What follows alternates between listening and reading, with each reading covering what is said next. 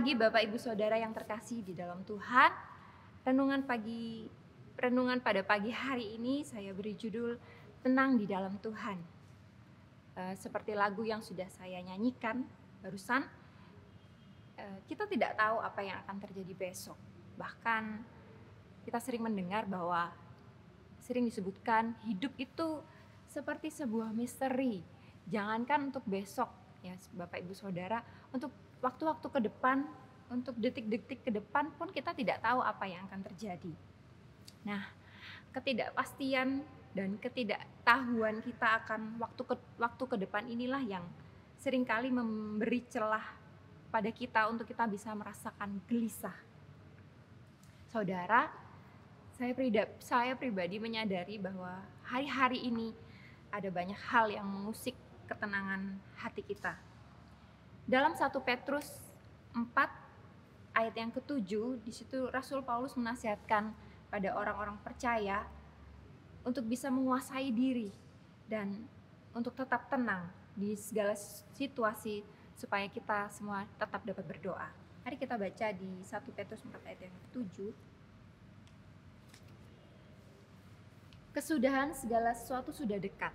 Karena itu, kuasailah dirimu dan jadilah tenang supaya kamu dapat berdoa.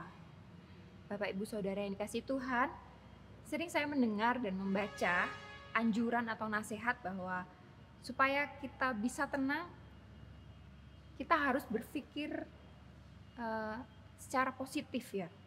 Tetapi bagaimana menurut firman Tuhan? Kita buka dalam Mazmur 62 ayat yang kedua. Saya bacakan, hanya dekat Allah saja aku tenang, daripadanya lah keselamatanku. Dekat dengan Allah menggambarkan adanya hubungan. Kita terhubung dengan Allah, dekat dengan Allah. Sekalipun dalam Filipi 4 ayat yang ke-8, kita dinasihati untuk memikirkan apa yang benar, apa yang mulia, apa yang disebut dengan keadilan, apa yang suci, semua yang manis, yang sedap didengar, dan semua yang disebut kebajikan dan patut dipuji.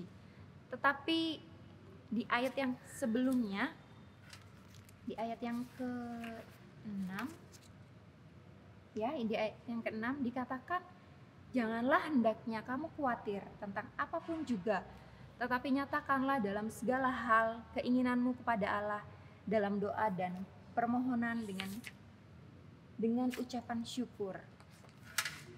Dikatakan di situ, nyatakanlah dalam segala hal keinginanmu. Menyatakan berarti kembali menggambarkan adanya komunikasi. Kita menyatakan, menyampaikan. Di situ kembali menggambarkan adanya hubungan.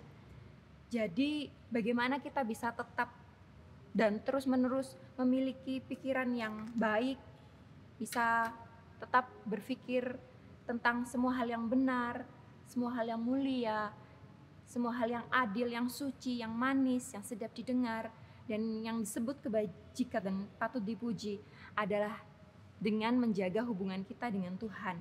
Sehingga kita bisa merasakan hal-hal tersebut yang akhirnya membawa kita pada ketenangan. Saudara, tenang di dalam Tuhan berarti memampukan kita untuk melihat dan mengakui bahwa sumber pertolongan itu adalah Tuhan sendiri. Tenang di dalam Tuhan juga memampukan kita menyadari bahwa terang itu bukan lagi tentang matahari atau surya yang adalah ciptaan, tetapi tenang di dalam Tuhan adalah terang itu sendiri, yaitu Tuhan yang adalah pencipta. Yang terakhir, tenang di dalam Tuhan, tetap percaya Tuhan tetap bekerja, Tuhan tetap akan menolong, bahkan menolong ya. Sekalipun kita merasa pada saat-saat ini pertolongan itu belum kita rasakan, tetapi kita dengan tenang di dalam Tuhan, kita tetap percaya bahwa tangan Tuhan yang memegang kehidupan kita. Seperti lagu yang sudah saya nyanyikan tadi. Demikianlah renungan pagi ini. Selamat beraktivitas, selamat menikmati ketenangan di dalam Tuhan. Puji Tuhan.